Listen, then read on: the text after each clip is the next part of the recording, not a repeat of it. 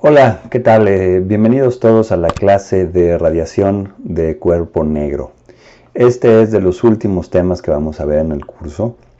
Es un tema muy importante, pero es en general un tema que se aborda de una manera mucho más natural en la clase de física estadística. Ya lo verán cuando la lleven. Pero históricamente es muy importante entender cuál fue la aproximación que se tuvo a este problema que ahora vamos a describir, porque también, como verán en el curso de física estadística, fue lo que dio lugar al nacimiento de la física cuántica. Entonces, siempre que estudiemos algún tema, tenemos que tener muy presente cuál fue el contexto histórico que dio lugar al descubrimiento del que estemos hablando. No se trata pues de verdades que estén escritas en tablones de piedra y que alguien haya encontrado en un monte. El proceso del científico es mucho más intrincado y lleno de accidentes, y sobre todo no hay una verdad última. Eso es lo que siempre hay que tener en mente, y estudiar estos temas como lo estudiaron las personas que lo descubrieron, pues nos da esa ventana a cómo se hacen estos descubrimientos, y también pues de esa manera nos anima a nosotros mismos a hacer investigación teniendo eso en mente. Bueno, pues comencemos. Lo que ven aquí, como ya deben haber visto, además ahora con la pandemia todavía más, son imágenes de infrarrojo de una persona. Estamos acostumbrados a que algunos objetos emiten luz. Hay unos muy obvios como un foco, quizás un foco de LED, pero habrán visto también focos incandescentes, por supuesto el sol, una estrella. Y menciono esos tres ejemplos porque pues son objetos que están claramente a temperaturas relativamente elevadas. Sin embargo, como vemos en esta imagen que aquí está en la pantalla, nosotros mismos estamos emitiendo continuamente. Claro, los colores que vemos aquí son colores que se llaman colores falsos, ¿no? Aquí en la pantalla de la cámara que se observa. Pero sí está respondiendo a la radiación que está emitiendo esta persona a la que están fotografiando. Simplemente son cámaras que son más sensibles a las emisiones infrarrojas, ¿no? Y por supuesto se utilizan como cámaras nocturnas. Pero bueno, creo que este es un muy buen ejemplo de que, bueno, incluso nosotros mismos, lo que pasa es que nuestros ojos no tienen esa capacidad, pero hay otros animales que sí la tienen, como las serpientes, por ejemplo. Pero para que vean que, bueno, pues no solo estos cuerpos que típicamente relacionamos con emisión de luz, por estar a temperaturas muy altas, emiten luz, sino de hecho, pues todos los cuerpos. Y en el video que les mandé la semana pasada, precisamente lo que vimos fue cómo, partiendo de dos materiales a temperatura ambiente, dos materiales muy distintos, uno de ellos de acero y el otro un pedazo de ladrillo, si ambos se meten a un horno que está a 1000 grados, pues al cabo de media hora los dos están emitiendo, por lo menos a ojo, con las mismas longitudes de onda, y luego conforme se sacan del horno y se enfrían, pues recuperan el color inicial en el que estaban, pero como están ahora sí compuestos de distintos materiales, la tasa de enfriamiento es más rápido para uno que para el otro, y entonces por eso, aunque aquí tenían más o menos el mismo color, bueno, por supuesto aquí sí, pero acá todavía más o menos tenían los mismos colores. Después de un tiempo, la esfera de acero se ha enfriado más lento y está a una temperatura más alta, y por eso se ve pues de este color comparado con el ladrillo. Bueno, y resulta que los cuerpos no solo emiten luz, sino que también pueden absorberla. esta es una observación muy importante. Entonces, podemos pensar, ¿no?, en un pedazo de material que tenemos así, está a una temperatura, este va a emitir luz, pero podríamos también tener el mismo cuerpo sobre el cual incide también esta luz y la absorbe, o podríamos tener también una pared que está a una temperatura, la luz incide y esta se refleja por acá, ¿no? Entonces podemos tener emisión, absorción y reflexión de los cuerpos. Y el tema de radiación de cuerpo negro se refiere concretamente a lo que pasa si, ahora imaginen que tenemos varias de estas paredes, las ponemos de modo que hacen una caja, como si fuera un horno, como el horno del video que les pusimos, y esto está a una temperatura. Y entonces, ¿qué es lo que pasa cuando tenemos esta radiación que está siendo emitida por las paredes y reemitida a su vez por las paredes? De modo que se alcanza un equilibrio, y esa es una parte muy importante. Va a haber un equilibrio termodinámico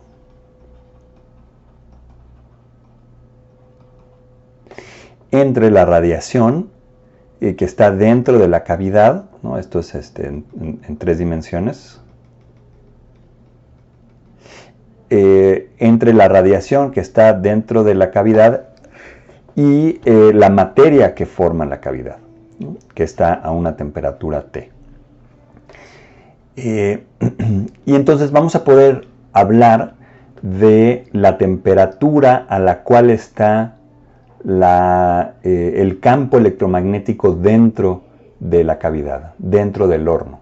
Eso es algo muy importante. Vamos a poder asignarle una temperatura a la radiación que está acá adentro. Que si lo piensan es realmente un concepto nuevo, ¿no? Siempre que pensamos en un fotón, pues tiene cierta energía, pero nada más. Nunca decimos que está a una temperatura, ¿no? Decimos que tiene una energía muy alta o muy baja, pero no que está a una temperatura. Sin embargo, cuando lo ponemos en estas condiciones, de modo que haya múltiples absorciones y reflexiones dentro de la cavidad, sí va a adquirir una propiedad unas propiedades muy características, el hecho de estar a ciertas temperaturas. Y estas características podemos verlas a través de el espectro de radiación. Una cosa que podemos hacer cuando tenemos el horno de esta manera sería hacerle un pequeño agujerito por aquí, y esto conectarlo a un espectrómetro, ¿no? Aquí sale parte de la luz y esto lo conectamos aquí a un espectrómetro. Y podemos,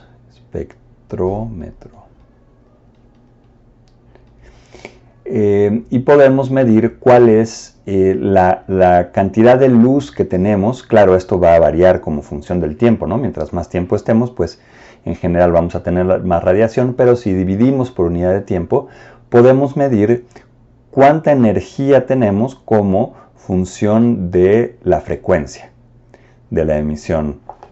No, eso es precisamente lo que nos da un espectrómetro. Y lo que hicieron investigadores a finales del siglo XIX fue precisamente medir estos espectros de estos hornos. Y lo que vieron es que independientemente del material del cual estuviera hecho el horno, el espectro que observaban solo dependía de la temperatura. Bueno, de la temperatura, ¿no? De la temperatura.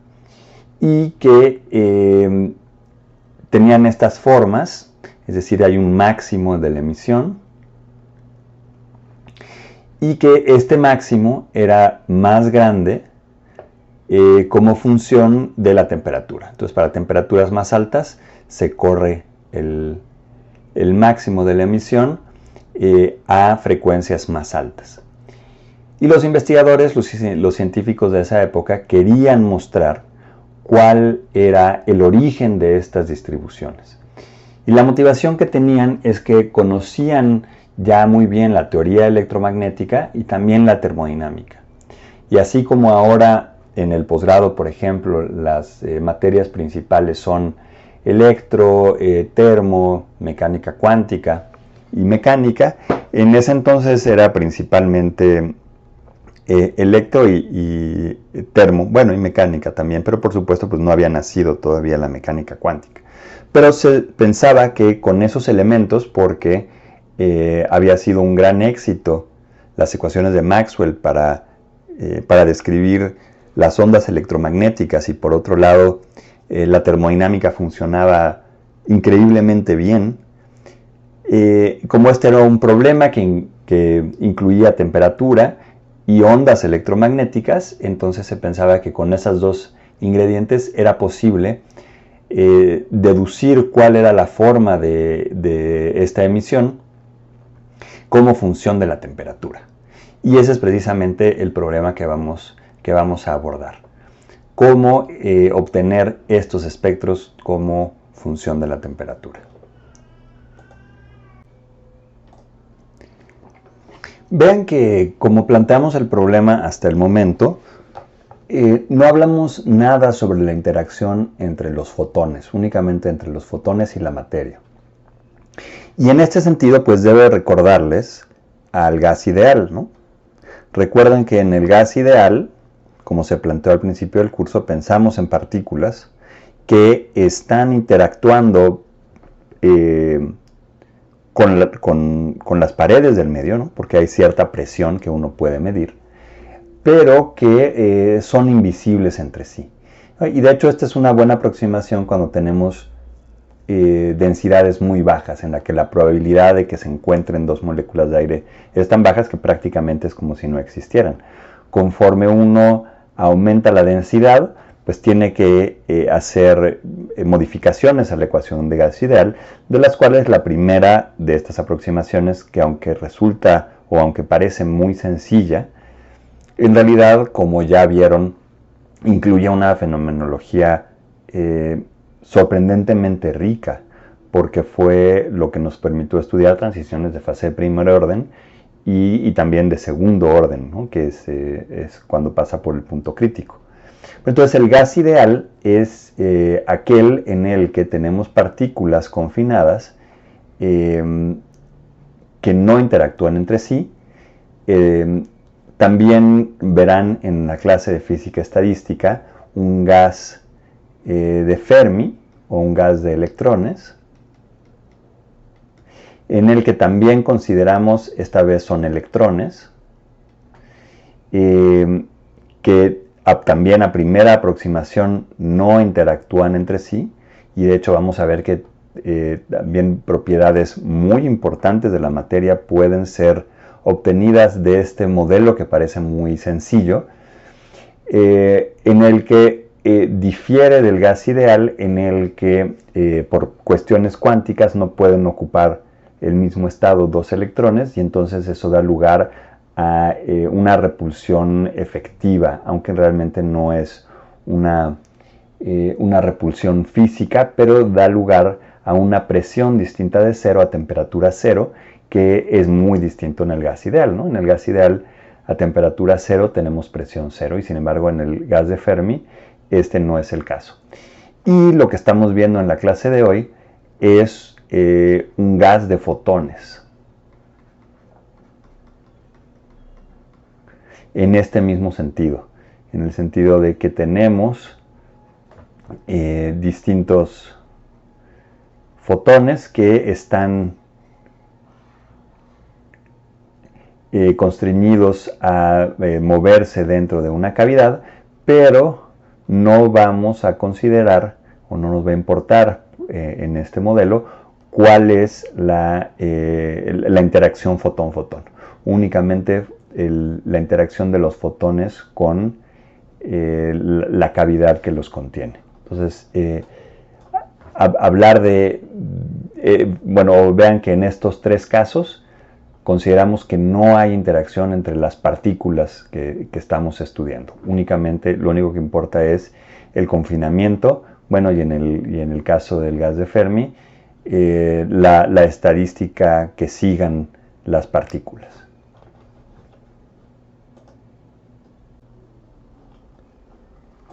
Bueno, y conviene, ahora que estamos hablando de gas ideal, recordar la demostración que probablemente vieron en la clase de fenómenos colectivos, precisamente del gas ideal. Y pues muy brevemente, no lo vamos a hacer con detalle ni mucho menos, pero tenía que ver con considerar la velocidad de las partículas. Entonces podían pensar en una partícula que iba hacia acá con cierta velocidad. Lo que hacían era decir, bueno, pues como aquí va a chocar contra la pared, entonces hay un cambio de momento. Al hacer esto, hay un tiempo en el que la partícula va a tardar en regresar a esta misma cavidad. Entonces, en promedio, la fuerza que van a ejercer es el cambio de momento dividido entre este tiempo. Estas son verdades únicamente en promedio, pero terminan funcionando bien. Y entonces eso nos da una fuerza, luego considerábamos un área y eso nos daba la presión. Y entonces de esa manera podíamos relacionar el volumen, ¿no?, de todo el cuerpo con la velocidad de las partículas y con la presión que teníamos acá. Y esto a su vez lo relacionábamos con la velocidad de las partículas, de la cual obteníamos la velocidad cinética. Ese es un poquito a grandes rasgos cómo se obtenía. Y vamos a hacer algo muy parecido en esta derivación, bastante más complejo cuando consideremos las ondas electromagnéticas, pero la esencia es un poco la misma. ¿Sí? Vamos a calcular cuál es el momento de una onda. Vamos a, una onda que tenga un vector de propagación k. Luego lo que vamos a hacer es relacionar este momento con la energía. En esto difiere, no exactamente, de hecho sí es parecido, porque aquí lo que hacíamos era considerar pues la energía cinética, ¿no? Acá lo que vamos a hacer es pues también relacionar el momento o la densidad de momento, de hecho, que tenga un campo electromagnético. Vamos a relacionar el momento con la energía. Conociendo el momento, vamos a también a poder calcular una presión. Y por lo tanto vamos a poder relacionar la presión a la energía, y a partir de este cálculo vamos a poder encontrar cuál es la energía libre de un gas de fotones. Y una vez que tenemos esta energía libre, pues podemos calcular otras cantidades adimensionales que nos van a servir para obtener cuál es la forma funcional del espectro que les mostré al principio, ¿no? Cuál es, de hecho, una regla de escalamiento que tiene que seguir acá el espectro como función del... pues el espectro siempre es como función de la frecuencia, podría ser de la longitud de onda también. Entonces, esta es la estrategia que vamos a seguir. Entonces, para eso vamos primero a hacer un breve recordatorio de electromagnetismo, de cómo entendemos estas cantidades como función de, en electromagnetismo directamente, sí.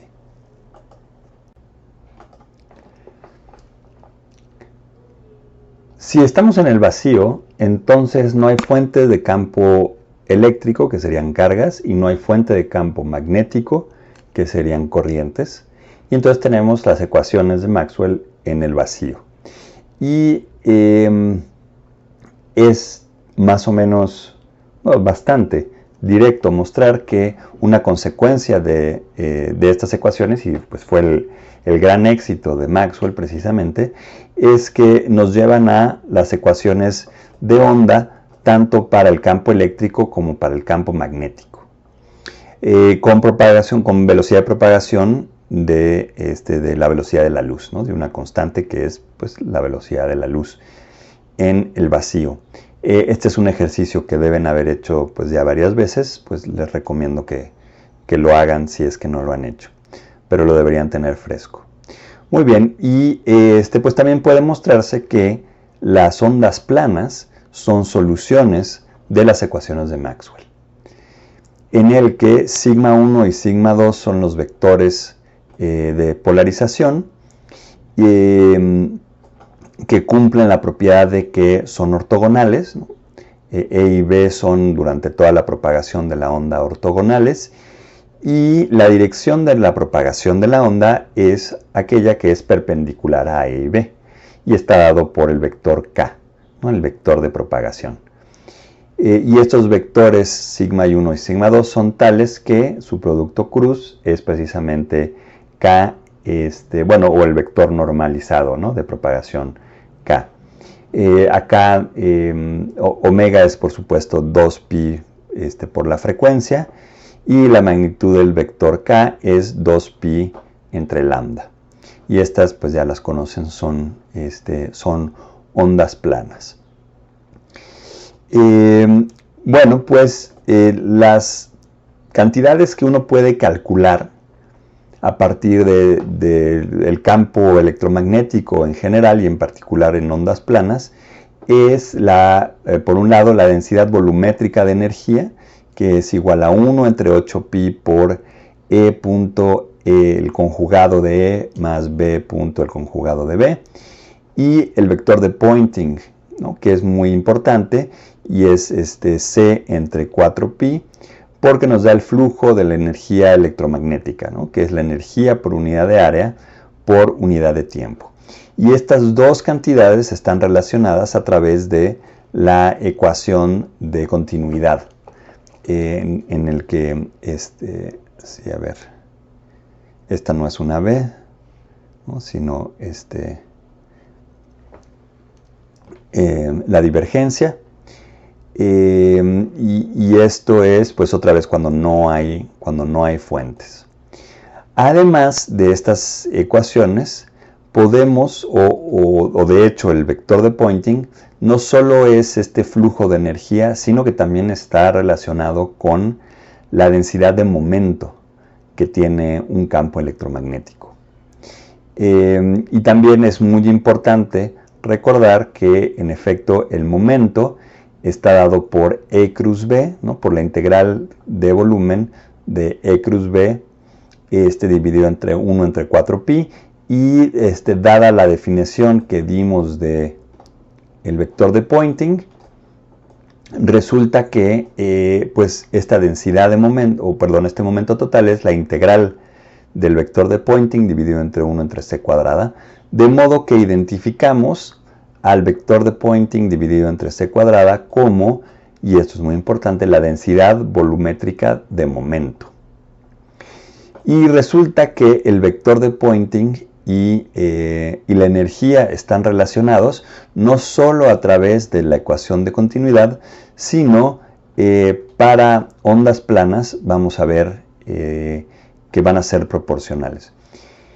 Y entonces, como recordatorio también, en CGS E0 es igual a B0, ¿no? La magnitud del campo eléctrico es igual a la magnitud del campo magnético, y eso lo vamos a usar a continuación para encontrar esta proporcionalidad de la que les acabo de hablar. Entonces, para las ondas planas que mostramos arriba, vamos a calcular U, que es la densidad volumétrica de energía, que recuerden Acá tenemos su definición. Sustituyendo entonces las expresiones para ondas planas de campo eléctrico, tenemos esta expresión. Para campo magnético tenemos esta expresión. Ahora usamos el hecho de que sigma 1 es un vector unitario y aquí tenemos el producto punto, y que aquí teníamos el conjugado. Entonces pues todo esto nos da 1 y solo nos queda e cuadrada, y lo mismo va a pasar acá, ¿no? Sigma 2 punto sigma 2 es 1, y aquí tenemos también el conjugado, de modo que esto queda E0 cuadrado más B0 cuadrado, pero pues otra vez en CGS son iguales, y entonces esto queda 1 entre 4pi por la magnitud del campo eléctrico al cuadrado. Y ahora vamos a la definición del vector de Poynting y vamos a calcularlo también para dos ondas planas con el mismo vector de onda k, y es 1 entre 4pi por el producto cruz de E cruz B. Y entonces aquí usamos que sigma 1 cruz sigma 2 es k entre el valor absoluto de k. Esto es el conjugado uno del otro, y entonces queda, pues nos queda 1. Y una vez más vamos a tener, bueno, nos queda E0 y B0, y otra vez, como las magnitudes son iguales, esto es E0 cuadrado. Y entonces ahora comparamos esta expresión que habíamos obtenido para la densidad volumétrica de energía. Pues recuerden, esto iba a ser, o esto es lo que obteníamos de U. Y ahora comparamos eso con lo que acabamos de obtener para el vector de Poynting. Y de aquí entonces pues relacionamos ya directamente al vector de Poynting, como lo habíamos calculado, con la energía volumétrica, ¿no? Ya es la expresión a la que queríamos llegar. Y vemos que si el vector de Poynting es igual a la densidad volumétrica en la dirección de la propagación multiplicada por la velocidad de la luz. Entonces, estos son conceptos y relaciones muy importantes que vamos a usar a continuación. Ténganlas en mente, por favor.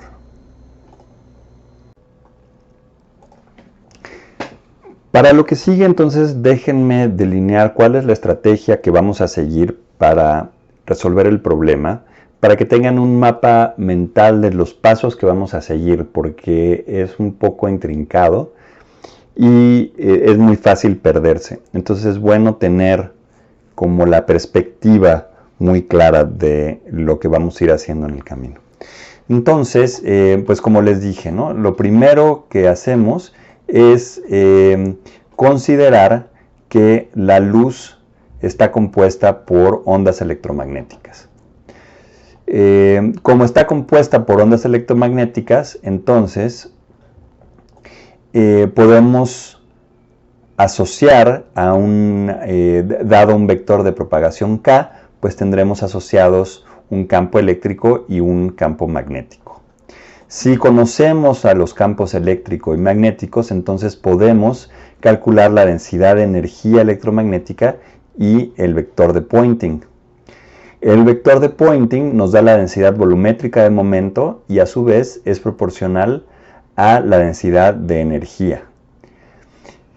Si conocemos cuál es el momento a través del vector de Poynting, entonces podemos calcular cuál es la fuerza y a su vez podemos calcular cuál es la presión.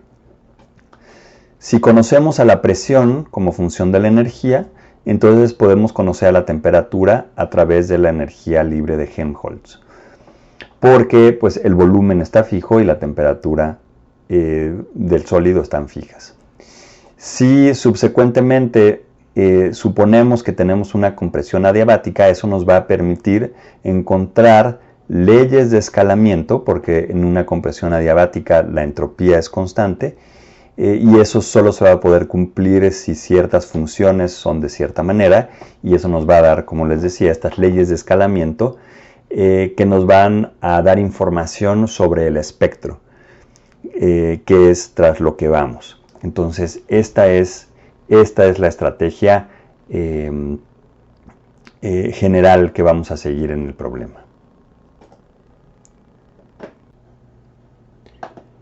Y a su vez conviene también tener muy claro qué es lo que vamos a probar. Entonces, con esta estrategia que acabamos de delinear, lo que vamos a mostrar es que la presión del gas de fotones es igual a 1/3 de la densidad de energía con función de la temperatura, que bueno, aquí nada más está escrita pues la energía entre el volumen, pero pues es lo mismo. Esta pueden contrastarla con la del gas ideal, por ejemplo.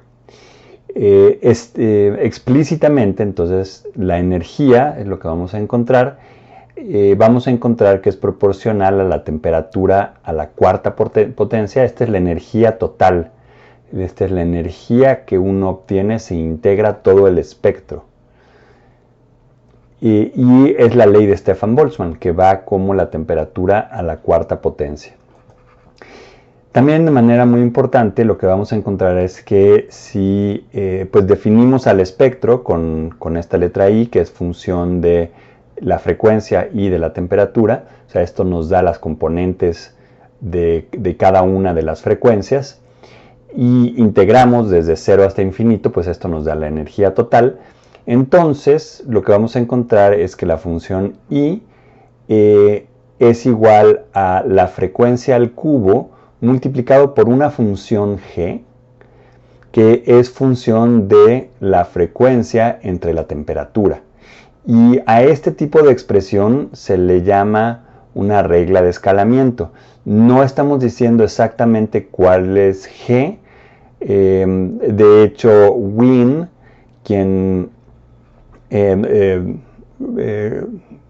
cuyo nombre lleva esta expresión, propuso que la función era de esta manera, es una constante por la frecuencia a la tercera potencia por e a la menos b, otra constante a determinar por la frecuencia entre la temperatura. Entonces aquí lo único que hicimos fue decir que bueno, una posible g, ¿no?, que es función de nu y t, es esta. Y esto pues va a depender de los datos experimentales. Y de hecho, pues lo que vamos a ver es que esta función está mal. Esta función era una buena primera aproximación, pero los datos experimentales que un poco después de que Wien propusiera esta fórmula, se vio que no ajustaba para una parte del espectro y fue Planck el que propuso la fórmula correcta y intentó derivarla, y de hecho la derivó correctamente, pero para que realmente casara bien con los datos experimentales, la energía tenía que estar cuantizada. Y así es como nació la mecánica cuántica. Pero sin adelantarnos a eso, si tenemos esta función I de esta manera, entonces se cumple una observación experimental, que es que en efecto la frecuencia de la emisión máxima es proporcional a la temperatura. Esto es algo que se había encontrado en todos los espectros que se habían tomado hasta el momento, y se le conoce como la ley de desplazamiento de Wien. Y a esta de acá se le conoce como la regla de escalamiento, como una regla de escalamiento. Y por regla de escalamiento conviene tener claro qué quiere decir. Entonces vamos a ver estos datos. Estos datos vienen en el Bowley-Sánchez, y aquí, en lugar de estar graficando contra la frecuencia, estamos graficando contra la longitud de onda, pero es lo mismo.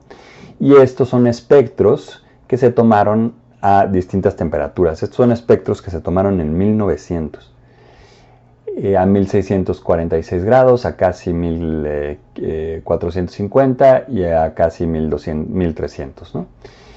Y por regla de escalamiento quiere decir que existe una variable, que en este caso es lambda por t, en este eje, y una cantidad también escalada en este eje, tal que todos estos datos experimentales se colapsan sobre una misma curva.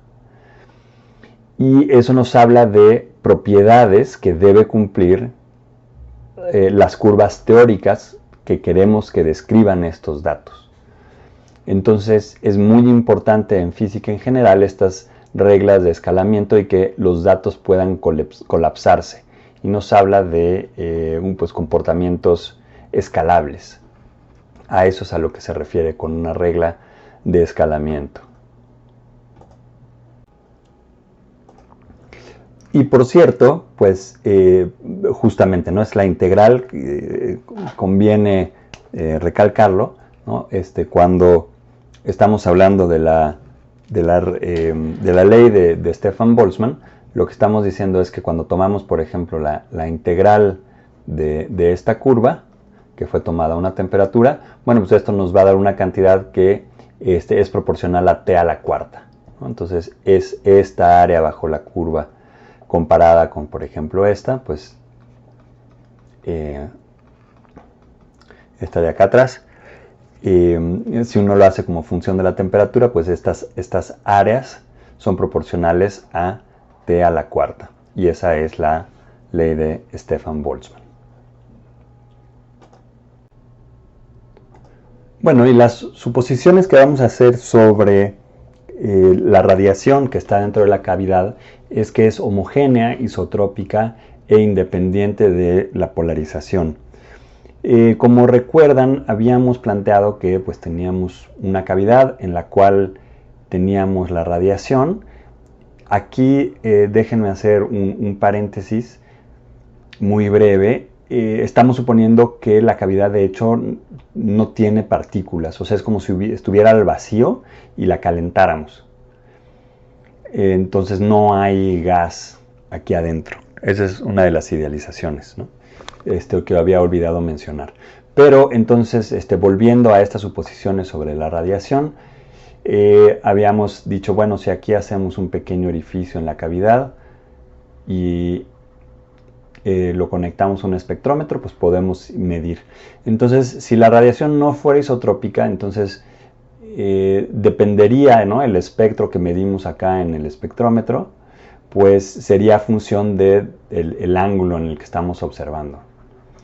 Y eso pues no es el caso. También estamos suponiendo que es homogénea. Entonces, ¿qué queremos decir con eso? Y bueno, esto de hecho que sea homogéneo tiene que ver con suponer que esto de acá, que la cantidad de energía de radiación electromagnética en cualquier elemento del volumen de la cavidad es la misma. Eso quiere decir que pues no puede haber aquí como pequeñas islas que tengan menos radiación que otras, de manera consistente. Puede haber pequeñas fluctuaciones, pero estamos pensando esto como que en promedio esto no puede ocurrir, o que hubiera más o menos, ¿no? Aquí algunas islas de esas características. Entonces estamos suponiendo que eso no ocurre, que esto es pues prácticamente pues como un continuo de ondas electromagnéticas. Y lo último que vamos a suponer es que si tuviéramos otra cavidad, pero con el mismo volumen, pero con distinta forma, supongamos que estos dos volúmenes son el mismo, entonces la cantidad, ¿no? La energía electromagnética total que tenemos acá va a ser independiente de la forma de la cavidad siempre que el volumen sea el mismo.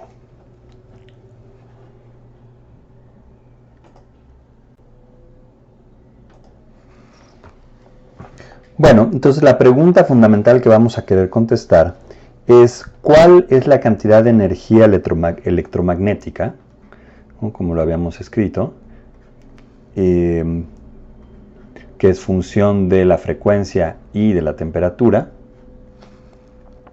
por unidad de volumen? Entonces es importante reconocer que esto es por unidad de volumen.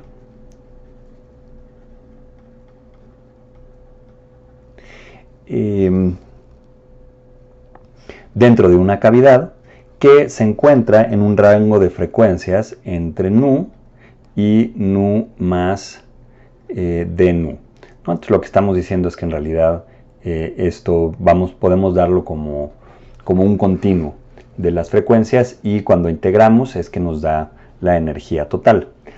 Ahora, para hacer este desarrollo hay que reconocer que en general, a ver, vamos a escribir esto, ¿no? Estábamos diciendo que la energía pues es función de el volumen, la temperatura. Recuerden, va a ser función de el volumen, pero no de la forma del volumen, sin embargo, sí del volumen. Y esto entonces esperamos que sea pues proporcional al volumen y luego dado por la integral de esa cantidad, ¿no? Esto es lo que nos va a dar la energía total.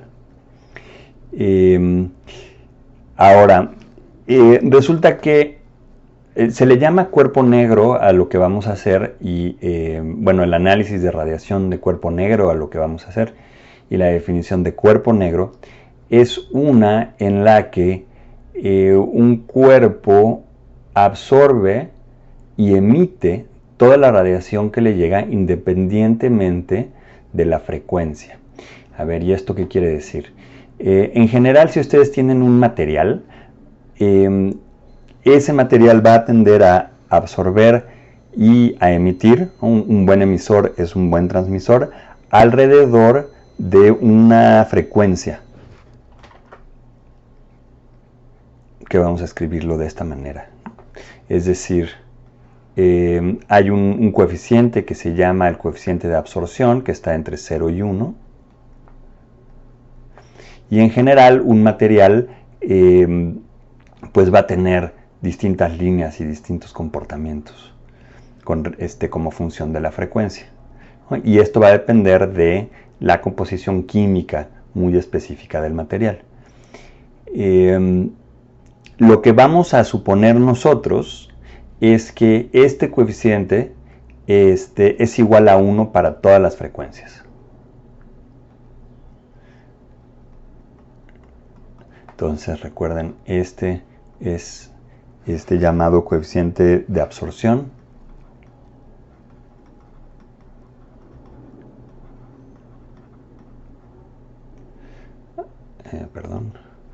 Absorción.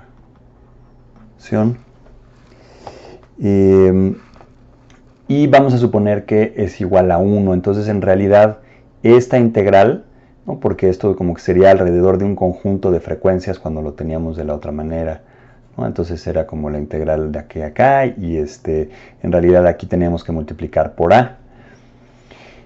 Vamos a suponer que como A es 1, entonces pues esta integral es realmente sobre todas las frecuencias. Esto sí, como les decía, tendría que estar multiplicado por este coeficiente de absorción, pero vamos a suponer que es igual a 1. Y entonces por eso se le llama cuerpo negro, porque estamos suponiendo que el cuerpo absorbe toda la energía que incide en él, independientemente de la frecuencia, aunque luego emita toda esa misma energía. ¿Sí? Pero entonces de ahí viene el término cuerpo negro, que para todas las frecuencias el coeficiente de absorción es igual a 1. Muy bien.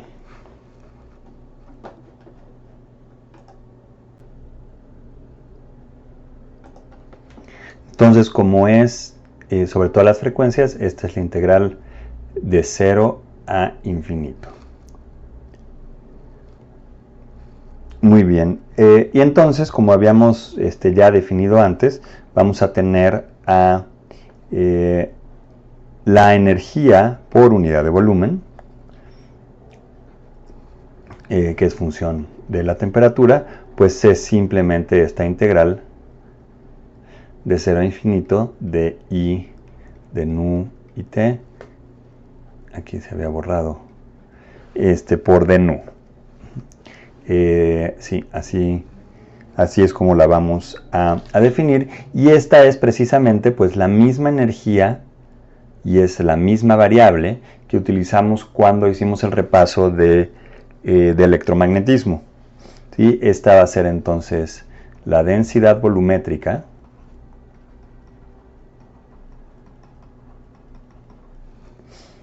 de energía electromagnética a temperatura T.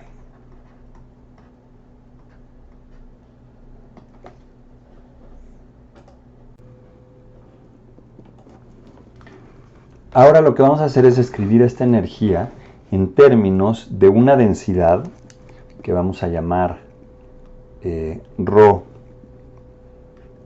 que va a ser función, o va a ser más bien una densidad, no solo en el espacio, sino también en el espacio de vectores de onda. Entonces vamos a ver eso qué quiere decir. Entonces va a ser función de k, de alfa, de la posición y de la temperatura. ¿Sí? Esto es lo que vamos a escribir. Entonces la mejor manera de hacerlo es a través, o de entenderlo es a través de su definición. Entonces para bueno, tenemos dos posibles polarizaciones y luego tenemos la integral sobre K de la integral sobre el volumen, perdón, sí, sobre, este es el volumen, de ρ, ¿no? Esa misma, ρ de K, alfa, R y T. Entonces aquí podemos ver que ρ es la energía de radiación, o la energía de aquella radiación que se encuentra con vector de onda entre K y K más dK, y entre R y R más dr.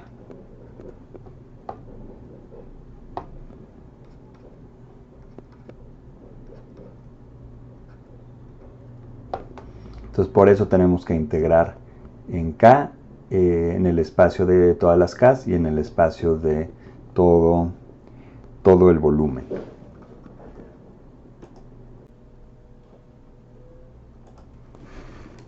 Bueno, entonces lo que vamos a hacer es integrar en coordenadas esféricas el espacio de los vectores de onda. Y entonces para eso, aquí este igual quedó muy feo.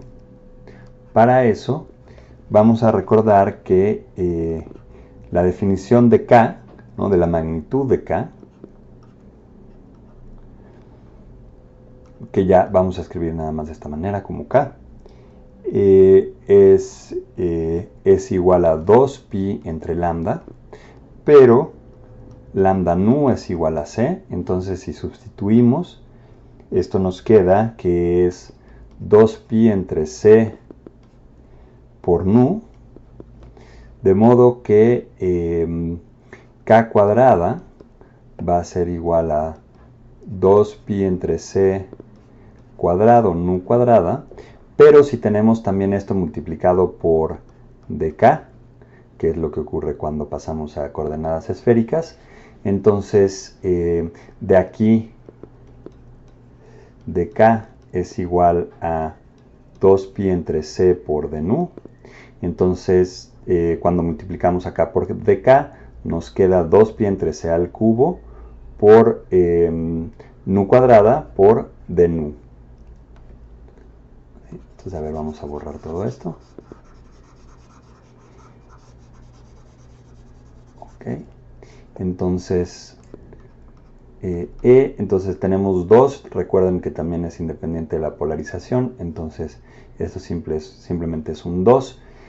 Como es homogénea e isotrópica, esta densidad no depende de la posición. Entonces, es independiente del volumen, podemos sacar esta integral del volumen, por eso fue importante haber hecho esas suposiciones. Entonces aquí nos queda 2 veces el volumen, que se multiplica entonces por la integral de ángulo sólido por, y esto es, recuerden, en el espacio de K, por la integral de 0 a infinito, ahora nada más de las magnitudes de K. Y entonces esto va a ser, bueno, teníamos, ¿no? Es justo esto de acá, vamos a ponerlo. K cuadrada por dk por ρ, que vamos a escribir ya nada más como ρ como función de K y T. Y ahora hacemos este cambio de variable que dijimos que nos iba a dar. Entonces la energía es igual a 2 veces el volumen. La integral de ángulo sólido es 4pi, perdón. Es 4pi. Por la integral de 0 a infinito. Y ahora sí vamos a sustituir esto, ¿no? De 2pi entre c al cubo por nu cuadrada por ρ, que como cambiamos de variable es función de la frecuencia ahora y de la temperatura, por d nu. Y esto entonces nos lleva a definir a la misma función que teníamos originalmente, ¿no? A I, que es lo que nos va a dar el espectro de nu y t, como, vean, aquí tenemos 8pi por el, bueno, no, perdón, nada más 8pi, ahorita vamos a dejar fuera al volumen, va a ser 8pi por 2pi entre c al cubo, por ρ de nu y t por nu cuadrada. Y esta función es tal, recuerden que pues la energía total es, como la habíamos escrito, nada más estamos definiéndola, sí, como la integral de 0 a infinito de pues esta función, ¿no? De nu y t por de nu, y por lo tanto la energía por unidad de volumen, nada más acá dividiendo, pues es claramente esta integral nada más, ¿no? La integral de 0 a infinito de I, que es función de la frecuencia y de la temperatura, por d nu.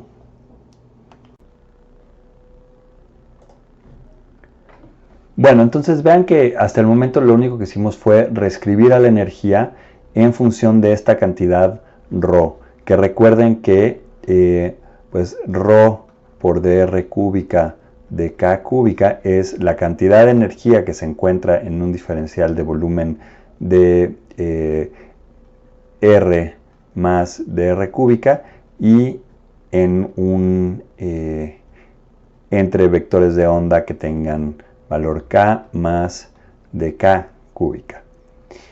Muy bien, entonces ahora lo que vamos a hacer es relacionar entonces a esta densidad, que además, como acabo de recalcar, no solo es de volumen, sino de vector de onda, con el momento, como lo hicimos en el repaso de las ondas electromagnéticas.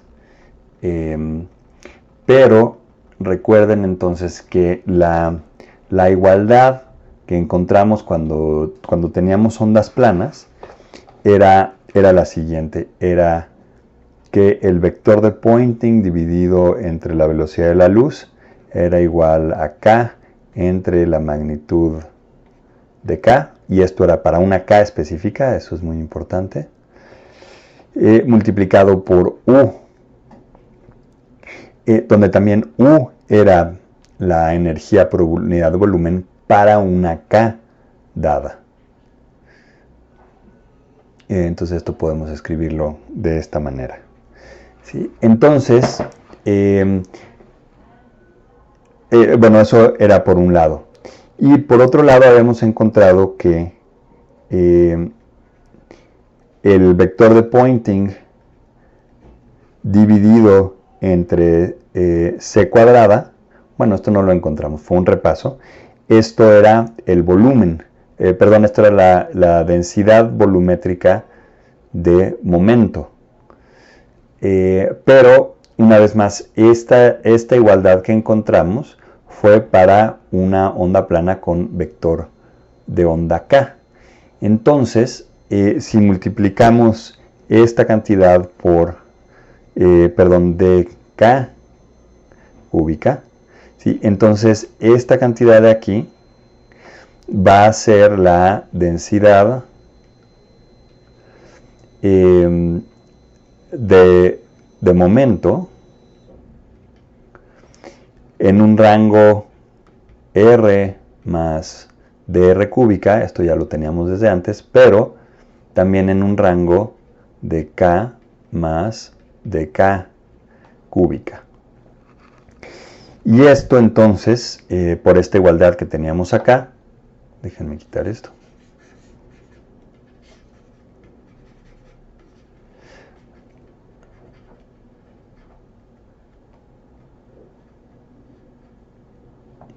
Esto entonces va a ser igual a 1 entre c por k de k cúbica.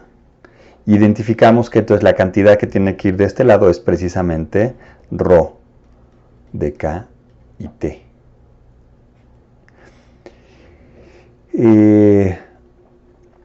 Porque tendríamos que sumar, ¿no? Si teníamos esta energía que habíamos escrito nada más como era solo para una de las k, tenemos que multiplicar por dk cúbica y tendríamos que integrar para obtener la densidad volumétrica únicamente.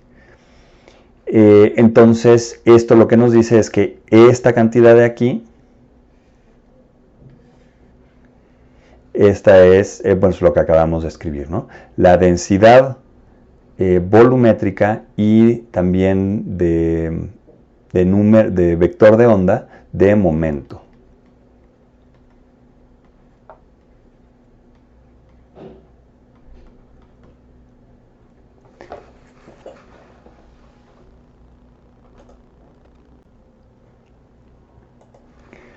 Y vean que entonces ya nos vamos acercando a lo que queríamos, porque a través de la densidad del momento vamos a poder calcular la fuerza, porque vamos a plantear un cambio en este momento, y esa fuerza entonces que vamos a encontrar por unidad de área nos va a dar la presión, y entonces vamos a poder relacionar a la presión a través de esta ρ con la energía total del sistema a través de esta integral.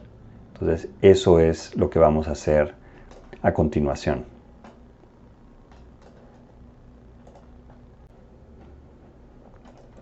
Bueno, entonces ahora vamos a suponer que pues tenemos nuestra cavidad, ¿no? Y nos vamos a fijar en un cachito, ¿no? En una de las, sobre una de las paredes, un elemento de área. Entonces si hacemos aquí un acercamiento, pues vamos a suponer que tenemos, si esto fuera suficientemente grande, el acercamiento se vería como una línea recta, o también podremos pensar que las paredes son planas y no cambia mucho la descripción. Ok, entonces tenemos aquí un elemento de área, entonces aunque lo estamos viendo únicamente de lado, pero bueno, se pueden imaginar, ¿no? Como la proyección hacia este lado, nada más no le voy a poner porque resulta confuso. Y tenemos un vector normal a la superficie, ¿no? Y ahora, pues vamos a suponer que tenemos un vector de onda k que se está moviendo en esta dirección, ¿no? Tenemos luz que se está propagando en esta dirección y que de hecho abarca todo este mismo diferencial de área que tenemos aquí. Vamos a escribirlo así. Muy bien, entonces, y toda esta luz tiene, ¿no? ese mismo, va en esa misma dirección. Bueno, entonces, aquí hay que reconocer que en este caso en particular que dibujé, n y k son paralelos, pero pudo haber sido que no lo son. Entonces, k pudo haber venido en esta dirección. n sigue estando para acá. O en su defecto también vamos a hacerlo todavía más, más dramático, en el que n y k son prácticamente perpendiculares, ¿no? Entonces tendríamos algo de este estilo cuando k va para allá. Ok, entonces, ¿para qué hacemos esto? ¿O para qué reconocemos esto? Bueno, pues esto lo hacemos para reconocer que aquí vamos a tener un volumen dado por delta A multiplicado por una cantidad de tiempo delta T por la velocidad de la luz, ¿no? Esa es, en un tiempo delta T, esa es la distancia que recorrió la luz, ¿no? Que le llevó de llegar aquí a acá. Entonces es la longitud de este segmento que multiplicado por esta delta A nos va a dar un volumen. Pero vean que este volumen en realidad es función del producto punto, ¿no? entre n y k. Va a depender de la proyección de k, de esa k específica que con la que estemos trabajando, sobre el área de superficie. De modo que lo que vamos a tener es que el diferencial del volumen que vamos a tener es igual entonces a esta longitud, que es delta T por C por delta A por el coseno de teta, ¿no? Déjenme escribir esto un poquito mejor. Por delta A por el coseno de teta, donde el coseno de teta, déjenme hacerlo acá, donde el coseno de teta pues está dado por n.k, gorro, ¿no? Nada más de las magnitudes. Ok, entonces reconocerán entonces también de lo que dijimos al principio de este video, que aparece aquí una delta T. Y esta delta T va a ser importante porque va a jugar el mismo papel que jugaba el tiempo que le llevaba, ¿se acuerdan? A las partículas cuando hacíamos cuando platicamos sobre la descripción de gas ideal, en términos de las velocidades cinéticas, ¿no? El tiempo que le iba a llevar a una partícula ir y volver, y entonces en promedio el cambio de momento estaba, el cambio de momento dividido entre esa delta T es lo que nos iba a dar la fuerza. Entonces por eso es importante que aparezca esta delta T aquí, que además pues está relacionada con el volumen. Muy bien.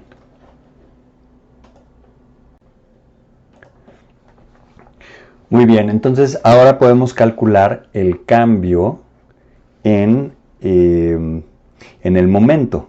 Esto vamos a escribirlo acá con mayúscula, pero déjenme especificar que es el cambio en el momento para que no se confunda con la presión.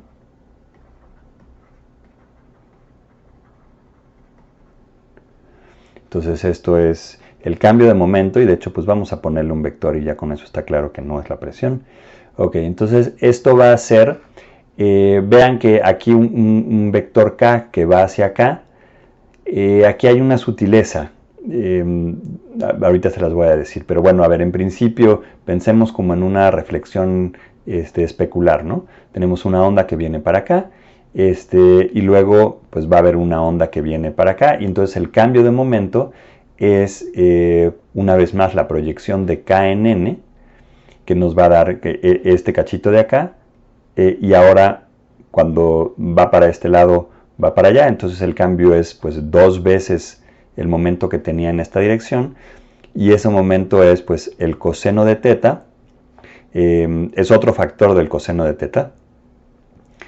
Ahorita vamos a multiplicar por el volumen, no crean que es justamente este de aquí. Entonces es el coseno de teta, 2 veces el coseno de teta, nos da eso, por, ahora vamos a tener aquí la densidad volumétrica,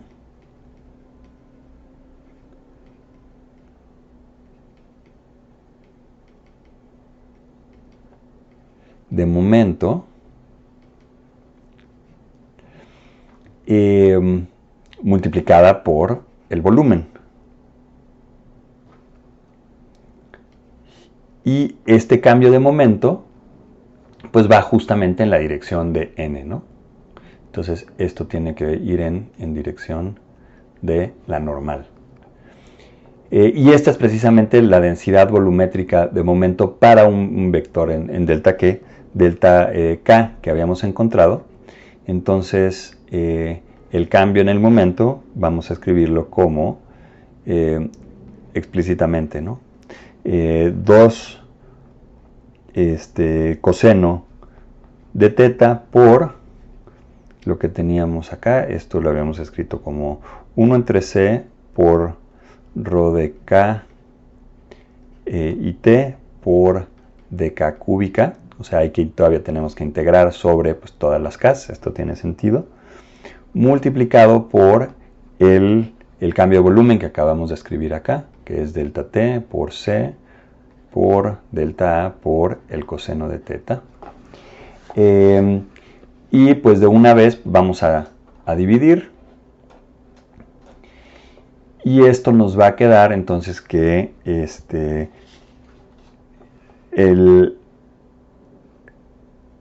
la presión sobre ese cachito de área, entonces esa presión, ahora sí vamos a escribirla con esta P más grande y así.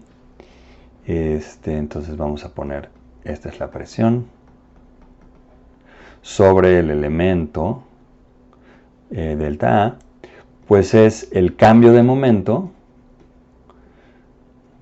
dividido entre el tiempo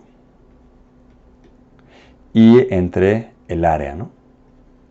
Porque esta parte de aquí nos daría la fuerza nada más y la fuerza entre el área pues nos da la presión. Perdón, aquí esto me borró. Esto de acá. Pero era, sí era 2 coseno por todo esto. Ok, y entonces pues esto es nada más 2 coseno cuadrado de teta. Vean que las Cs se van.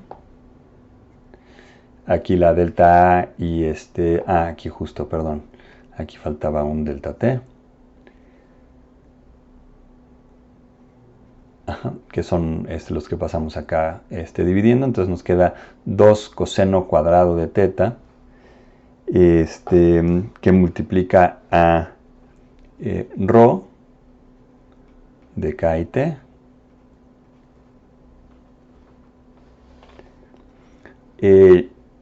Eso es todo. Y nada más reconociendo, bueno, de k cúbica por supuesto, y reconociendo que va en la dirección n. Acá también me lo borró, no sé por qué.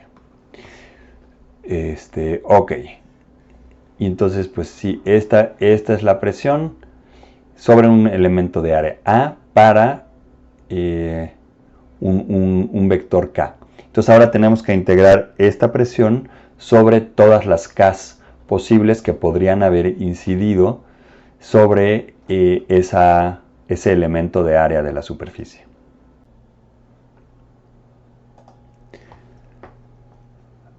Bueno, y como de hecho pues esto ya lo identificamos con la presión y no nada más pues la fuerza por unidad de área, pues esta presión ya podemos quitarle la dirección de n, y para obtener la presión total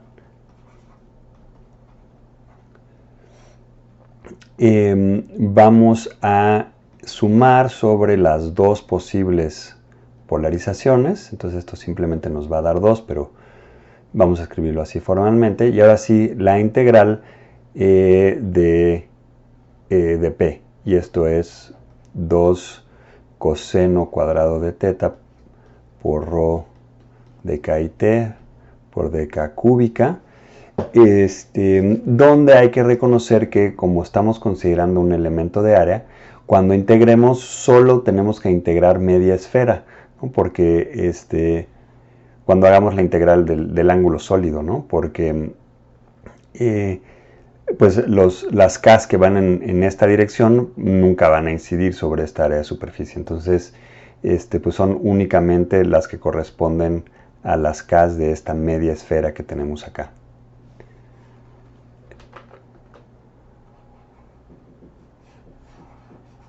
Muy bien, entonces, sí, esto es sobre K. Entonces vamos a escribir otra vez K en coordenadas esféricas. De una vez vamos a multiplicar este 2 por este 2 de acá. Y entonces nos va a quedar 4 por la integral de 0 a pi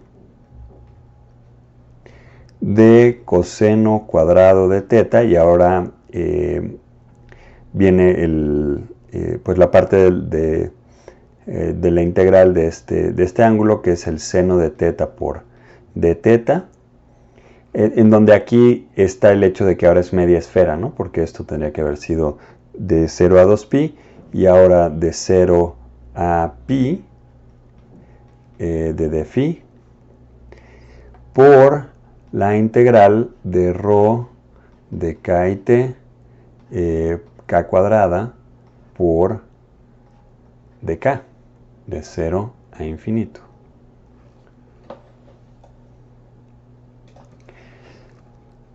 Esta integral de aquí pues es muy conveniente porque justamente si hacemos un cambio de variable, esta es la diferencial. Entonces es relativamente sencillo hacerlo. Esto va a ser 2/3. Esto es pi. Y esto pues podemos volver a cambiarlo, ¿no? Por la frecuencia. Entonces cuando hacemos ese mismo cambio de variable que ya habíamos hecho antes, esto es la integral de 0 a infinito de rho de nu y t por nu cuadrada. Y aquí quedaba un término que era 2pi entre c al cubo por d nu. Y esto entonces queda, este 4 por este 2 y este pi nos queda 1/3 por 8pi por espérenme.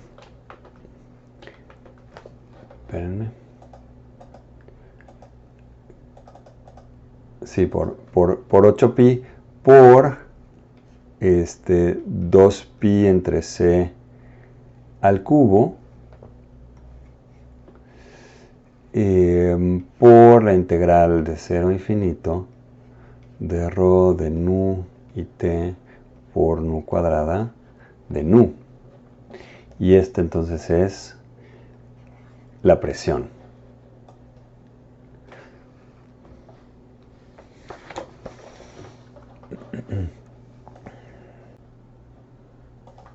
Pero entonces recordamos que lo que habíamos encontrado, o como habíamos definido más bien a I de nu y t,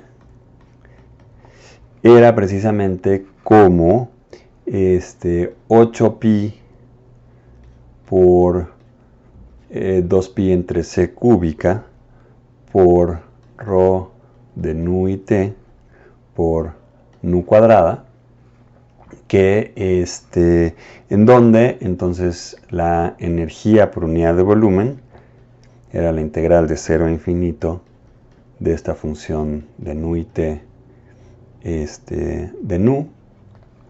Y pues reconocemos y lo pusimos justamente de esta manera porque vean, aquí está este 8pi, aquí está este término y aquí está rho. Entonces, con esto identificamos que la presión es igual a simplemente 1/3 de U de t, que es igual a 1/3 de pues la energía interna entre el volumen. ¿Sí? Y este es el resultado que dijimos que íbamos a obtener, en donde toda esta álgebra que hicimos fue para encontrar este valor de 1/3 que tenemos aquí.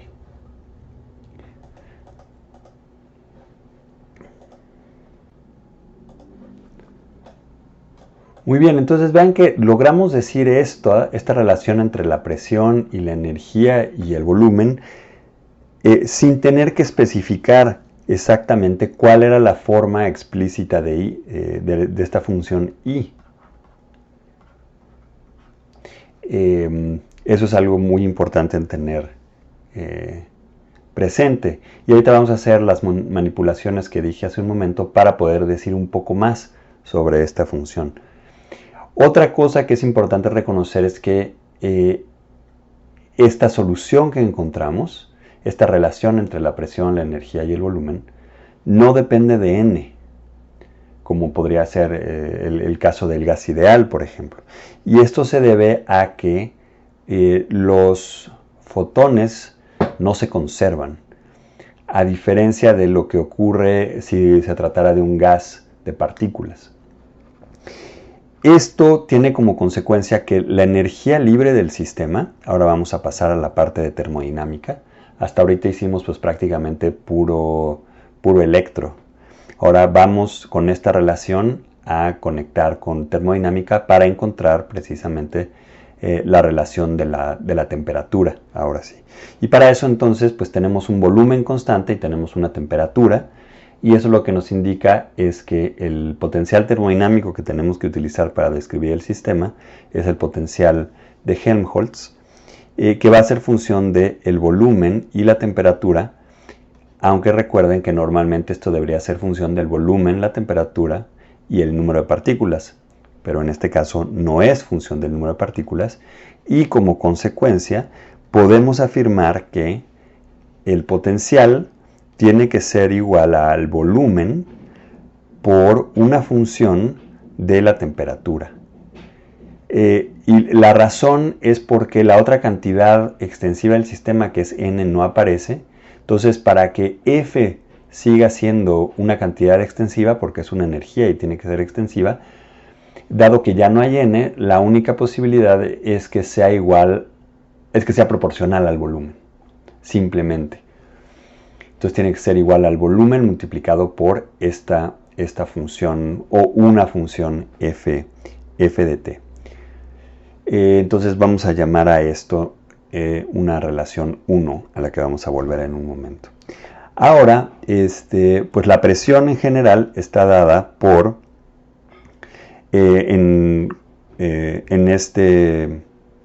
cuando tratamos con este potencial, como menos la presión de F con respecto al volumen a temperatura constante. Aquí tendría que ser T y N, pero pues no hay N, entonces es nada más T.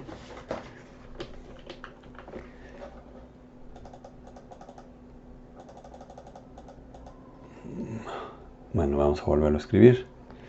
Esto era F, esto era la presión. No entiendo por qué en la tableta hace esto. Y la entropía, entonces ahora esta es la entropía. Ya no se confundan con, o no se vayan a confundir con el vector de Poynting.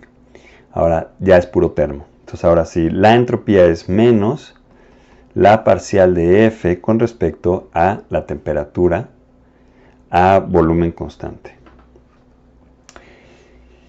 Y por lo tanto,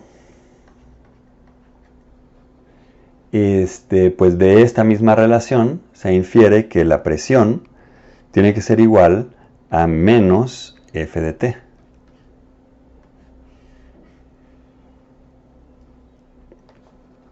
Ok.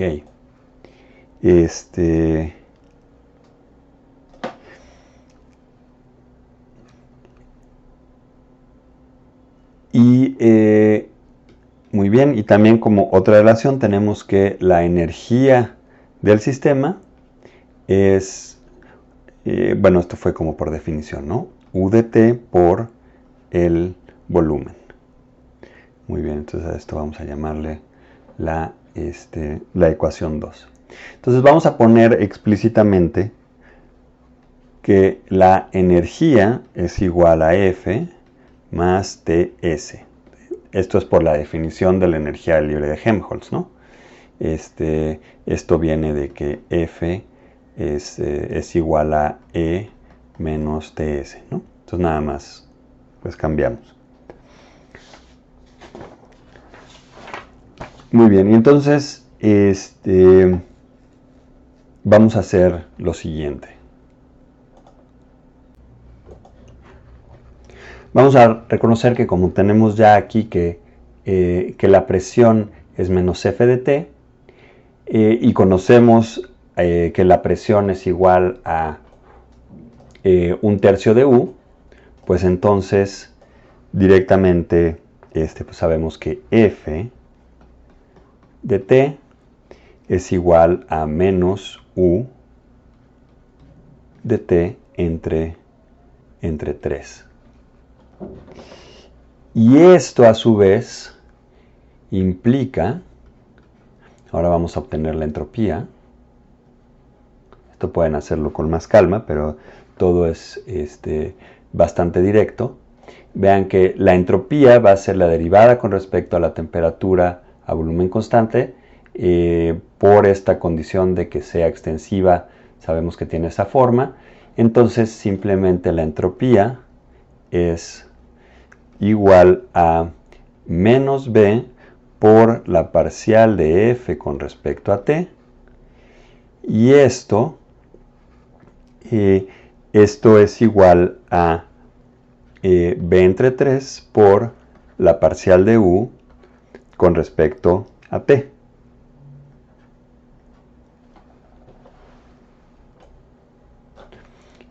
Donde lo único que hicimos fue sustituir F, pues ya acá por U. Ok, entonces ya tenemos a la entropía. Esta va a ser de hecho nuestra ecuación 3. Tenemos la entropía, tenemos la energía, y entonces podemos sustituir, y la energía libre, ¿no? Entonces podemos sustituir en esta igualdad. Entonces vamos a hacerlo. Entonces, a ver, es esta ecuación de acá. La energía es pues únicamente U por B, y esto es igual a F, que es B por menos U entre 3 de esta ecuación, ¿no? Y más S, que es B entre 3 por la parcial de U con respecto a T, por T, ¿no? Entonces, sí, pues es justamente aquí. Estas tres. Ok, y entonces hacemos esto porque vamos a encontrar pues, una ecuación diferencial muy sencilla para encontrar la energía como función de la temperatura. Entonces, pues lo primero que hacemos es que todos los volúmenes se cancelan. Luego aquí tenemos una U, y aquí tenemos U entre 3, entonces, y aquí también hay 1/3, entonces si multiplicamos por 3, esto simplemente queda que 4U es igual a T por la parcial de U con respecto a T. Y si resuelven esta ecuación diferencial, obtienen que U es igual a una constante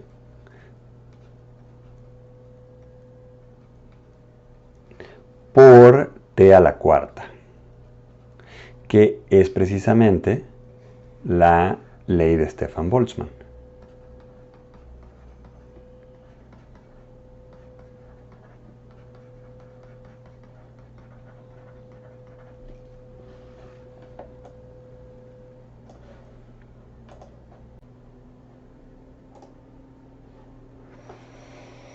Bueno, y ahora lo que vamos a hacer, como les comenté al principio del video, es una expansión adiabática, y eso nos va a ayudar a encontrar estas leyes de escalamiento. Perdón, aquí me falta una flechita vamos a ponerla, estas leyes de escalamiento de las que hablamos al principio. Entonces lo que vamos a hacer va a parecer pues un poquito como sacado de la nada lo que estamos haciendo, pero van a ver la utilidad al final. Entonces vamos a hacer una expansión adiabática. Y por expansión adiabática lo que decimos es que si esta era nuestra cavidad original, que ahorita vamos a suponer que mide L por L por L, nada más por simplicidad, y de pronto, entonces, déjenme ponerlo así, tenemos la cavidad, y de repente hacemos una expansión adiabática, o sea, muy rápida, entonces le agregamos un cachito aquí que no tenía, ¿no? Y lo hacemos muy rápido, de modo que la entropía no cambia. Y vamos a caracterizar a esta expansión adiabática por un parámetro beta. Entonces lo único que estamos diciendo es que el volumen después de la expansión adiabática va a ser igual a beta, que es mayor o igual que 0, bueno, estrictamente mayor que 0, por el volumen original. Y lo que vamos a notar cuando esto ocurre es que como tenemos ondas que tienen que ser ondas estacionarias, porque estamos en equilibrio, entonces si tenemos una onda electromagnética, tiene que cumplir, su longitud de onda tiene que cumplir con esta ecuación, que 2n más 1 por lambda tiene que ser igual a L, donde n es un número entero. Y por lo tanto, cuando cambiamos el volumen, pues también estamos cambiando proporcionalmente, bueno, no es proporcionalmente exactamente, sino justamente cada uno de los lados cambia como beta a la 1/3. Sí, por esta relación, ¿no? Y por lo tanto, las longitudes de onda se tienen que ajustar. Entonces vean, por ejemplo, esta que acababa aquí, una vez que cambiamos el volumen, porque hicimos la expansión, pues ahora es más larga la longitud de onda correspondiente a la misma n que teníamos aquí. Entonces la longitud de onda aumenta como beta a la 1/3 y como pues es inversamente proporcional a la frecuencia, pues la frecuencia cambia como beta a la menos 1/3, y esta es la relación que habíamos planteado, ¿no? Que el volumen, todas las variables primadas son después de la expansión, que por cierto pudo haber sido una compresión. Lo único que cambiaría es que beta es negativa en lugar de positiva, pero todo lo que vamos a hacer se mantiene. Y por ser adiabático, pues la definición es que la entropía no cambia. Muy bien, entonces ahora vamos a ver acá la definición que teníamos, o bueno, no, más bien lo que habíamos calculado, que era la entropía como función de esa función f que teníamos. Y entonces teníamos que la entropía era menos el volumen por la parcial de f con respecto a t, pero f habíamos encontrado que era menos u entre 3. Entonces de aquí podemos sustituir directamente y tomar la derivada después de haber sustituido a u, que sabíamos que era k por t a la cuarta. Y cuando hacemos esto,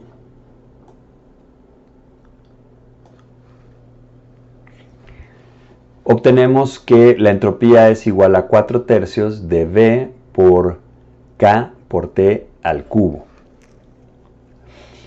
Y esta entropía pues tiene que ser igual a la entropía después de la expansión, que es lo que tenemos acá, aunque aquí se borró. Pero tenemos entonces que la entropía después de la expansión es 4/3 de K por V' por T' al cubo, que por cierto esto no parece ahí un más, pero no es t cúbica, ¿no? O sea, la misma expresión, pero con estas t' cúbica, con estas variables primadas. Entonces esto lo que implica es que como S' tiene que ser igual a S, eso implica que B' por T' al cubo es igual a B por T al cubo. Y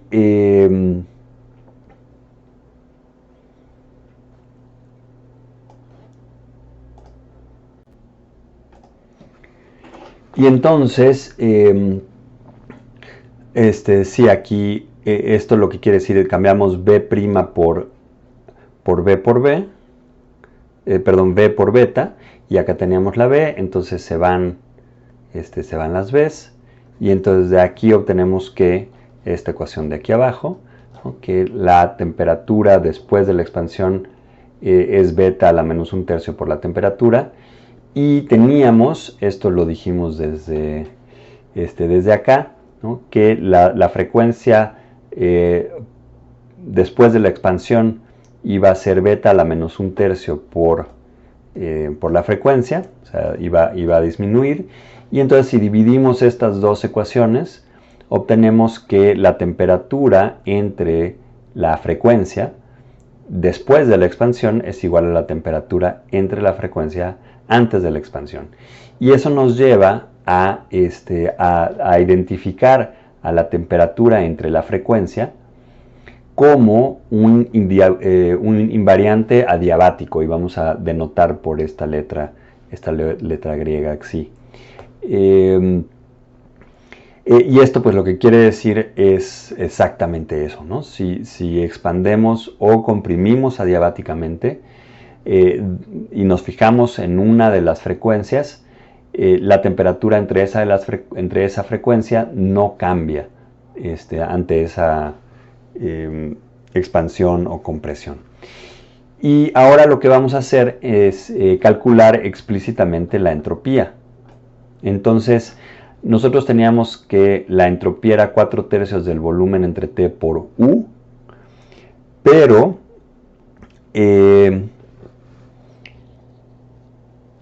U entre T, perdón, creo que eso, sí, déjenme ver, sí, a ver, faltó ese paso, déjenme hacerlo muy rápido, ¿no?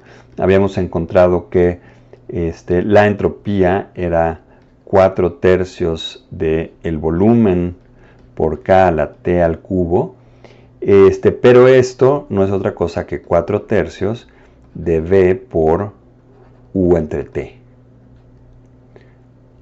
Porque sabíamos que pues U era K por T a la cuarta, entonces nada más dividimos aquí multiplicamos por T arriba y abajo y sustituimos por U.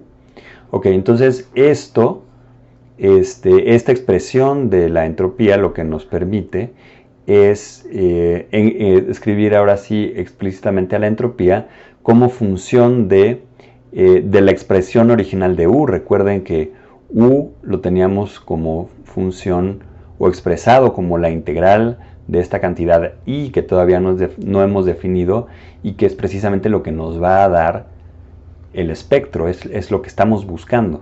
Entonces ya vamos a reintroducirlo para decir algo al respecto del escalamiento que necesitamos. Ok, entonces una vez que nos convencimos de que la entropía tiene que tener esta forma, vamos a hacer aquí un cambio de variable. Entonces, en lugar de ponerlo como función de la frecuencia, vamos a hacerlo como función de nuestra nueva variable xi. Y lo único que hay que reconocer es que una diferencial de nu es proporcional a t. Y entonces cuando hacemos este cambio de variable,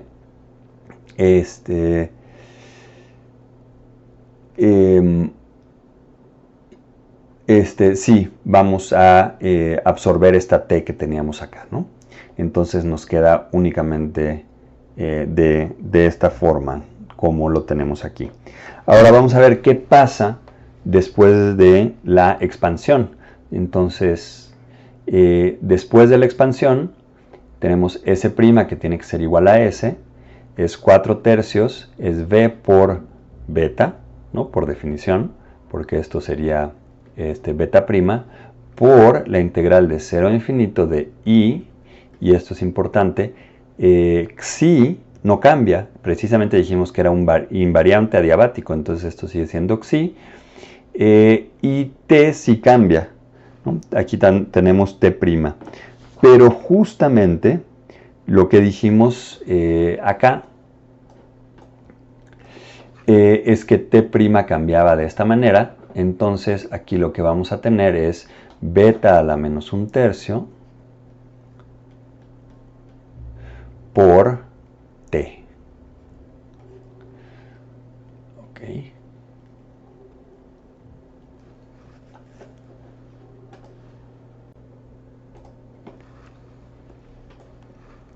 Y esto lo que implica, recuerden que como es adiabático, estas dos cantidades tienen que ser iguales. Y para que esto se cumpla, debe ocurrir que beta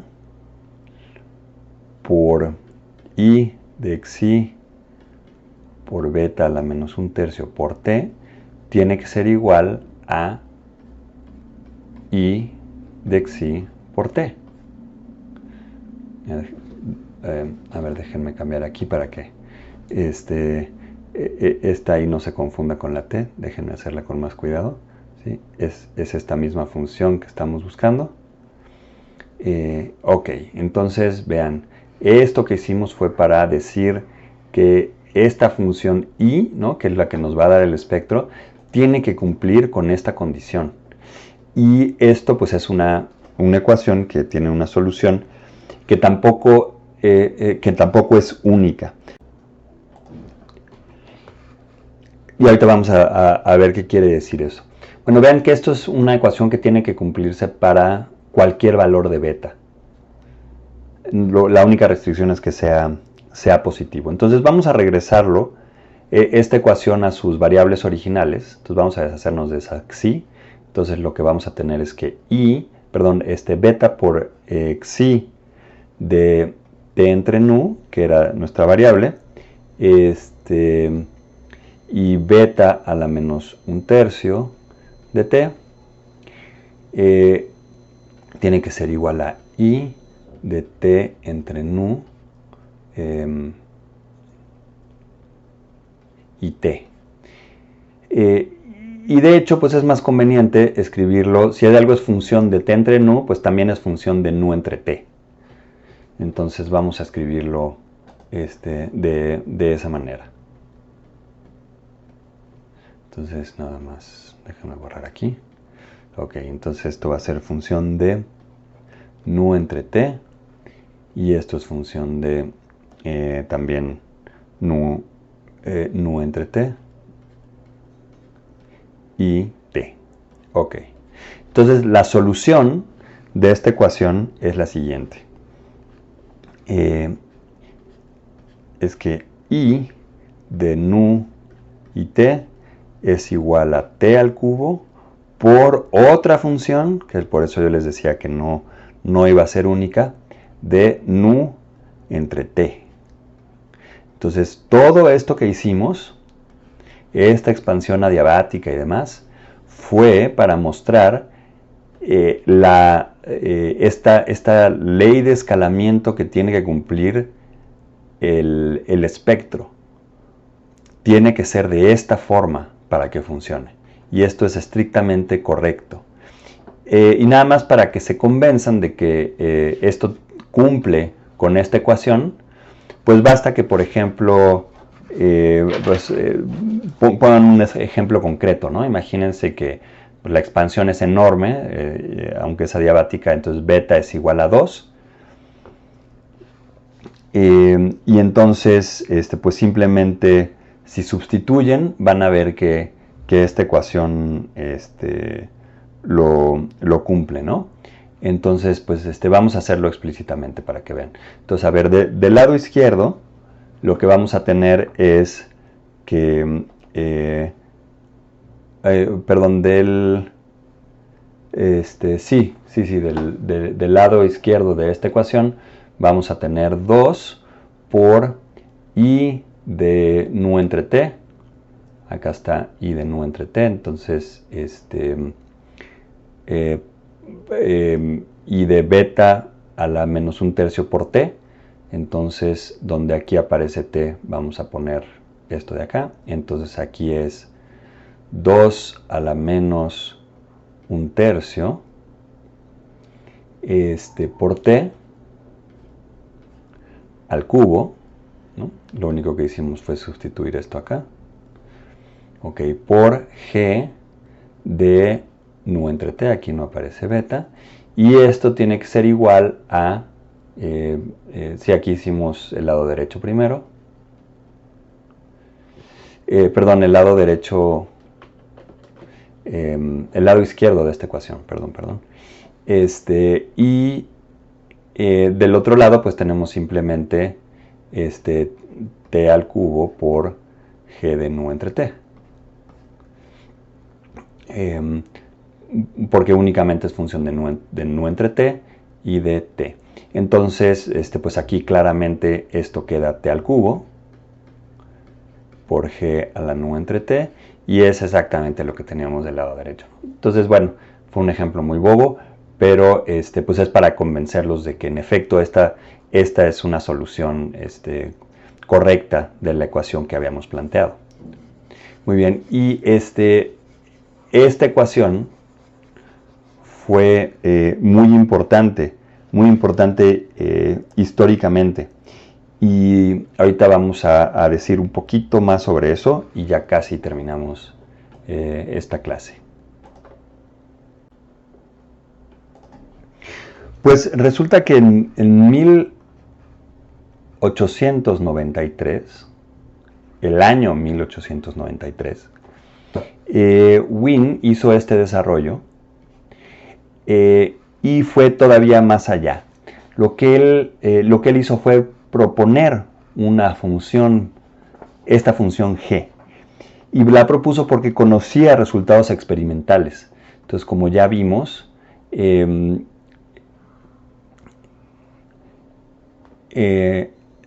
espectro que está dado por I tiene que tener esta forma funcional como función de la frecuencia, y entonces Wien, que conocía estos datos, sabía que se comportaba de esta manera, lo que hizo fue proponer que I de nu y t era igual a por nu al cubo por e a la menos b por nu entre t.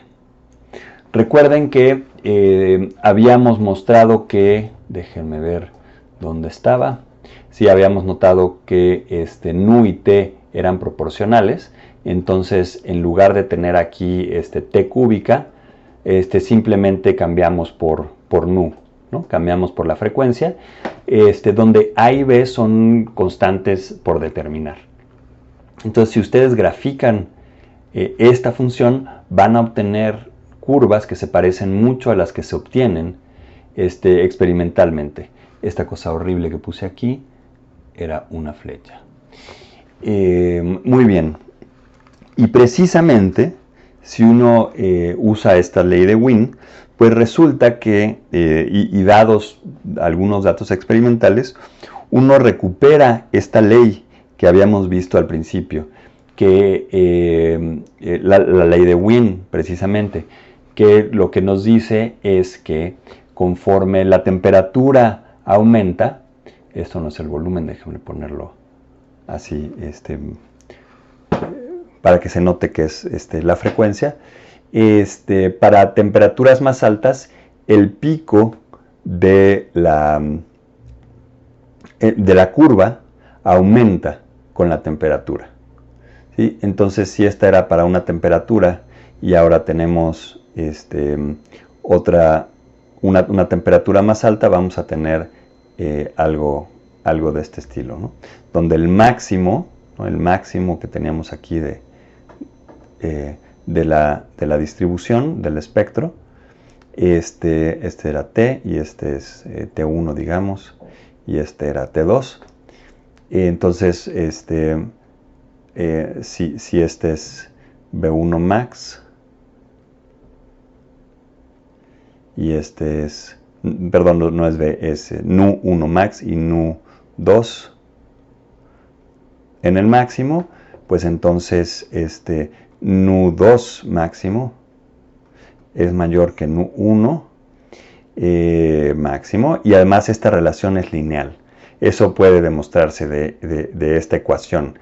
Y les reitero, esto fue algo que determinó Wien de conocer estas formas, estos resultados experimentales, y lo propuso de esta manera y cumplía esta relación.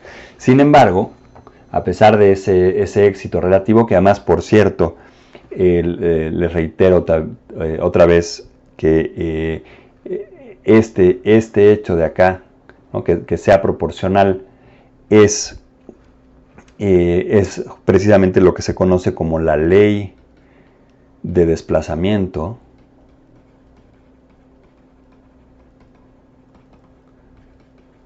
de Wien,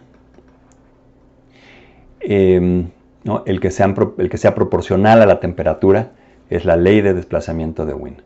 Okay, pero como les decía, Wien estaba equivocado. Y quien resolvió el problema fue precisamente Planck. La distribución correcta está por 8pi entre c al cubo por h nu cúbica entre e a la h nu entre kt menos 1. Donde, aquí hay que tener cuidado, déjenme poner k subíndice b, esta es la k de Boltzmann, es una constante de la naturaleza, que no debe confundirse con la k que encontramos de la ley de Stefan, y esta es la constante de Planck.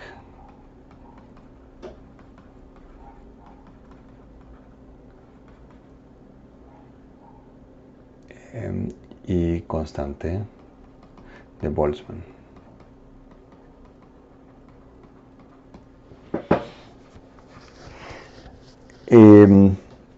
Muy bien, y el hecho de que esta función no funcionaba, valga el término, ¿no? De que este término, de esta forma funcional no funcionaba, solo pudo encontrarse, como deben haber visto en el video de Víctor Romero, que igual les pongo el link aquí abajo para que vean la parte histórica, no funcionaba con datos nuevos que aparecieron en ese momento. O sea, esto parecía que funcionaba relativamente bien, pero llegaron datos experimentales nuevos que ampliaban el rango en el cual se podía observar y se veía que había una discrepancia. Y de hecho, como bien dice Víctor, Planck originalmente quería mostrar que Wien estaba bien, y terminó mostrando no solo que estaba mal y dando la explicación, la fórmula correcta, sino deduciendo la fórmula correcta a partir de la cuantización de la energía. Y esto lo van a ver con más detalle en física estadística. Y van a ver que además la deducción es muchísimo más sencilla. La deducción además correcta es mucho más sencilla que todo esto que acabamos de hacer, utilizando únicamente termo y electro.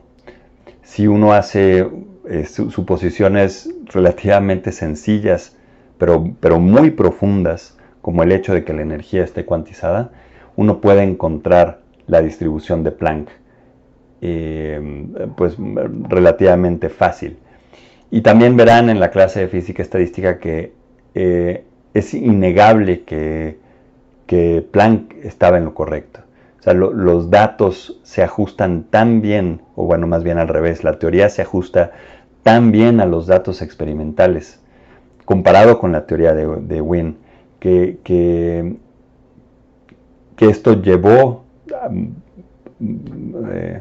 a Planck a cuestionarse realmente si era posible y qué implicaciones tenía que la energía estuviera cuantizada, porque era un cambio de paradigma enorme en el momento, no era trivial poder aceptarlo en ese momento. Y sin embargo, yo creo que es uno de los mejores ejemplos en los que, partiendo de datos experimentales, pues se cambió, ¿no? Hubo una teoría que partía de algo muy fundamental que pues llevó a toda la comunidad científica a lo largo de años, pero finalmente se aceptó, y con ello fue el nacimiento de la física cuántica, que la energía estaba cuantizada. Entonces yo creo que con eso terminamos este video. Es muy largo, yo lo sé, pero bueno, pues quería que vieran cómo había sido, con un poco de detalle, esta deducción, ¿no? Como con las herramientas que se tenían antes de la mecánica cuántica, los científicos del momento como dijeron, bueno, pues vamos a resolver el problema con las herramientas que tenemos, ¿no? Y con esas herramientas pues no, solo se podía dar este escalamiento que tenemos acá, que parece poca cosa, pero en realidad no lo es. Sí permitió, bueno, tan fue importante que de hecho pues fue lo que permitió el nacimiento de la mecánica cuántica. Esta ecuación que parece como tan sencilla, unida a pues, datos experimentales muy, muy precisos y a la tenacidad de Planck. Muy bien, bueno, pues con esto terminamos.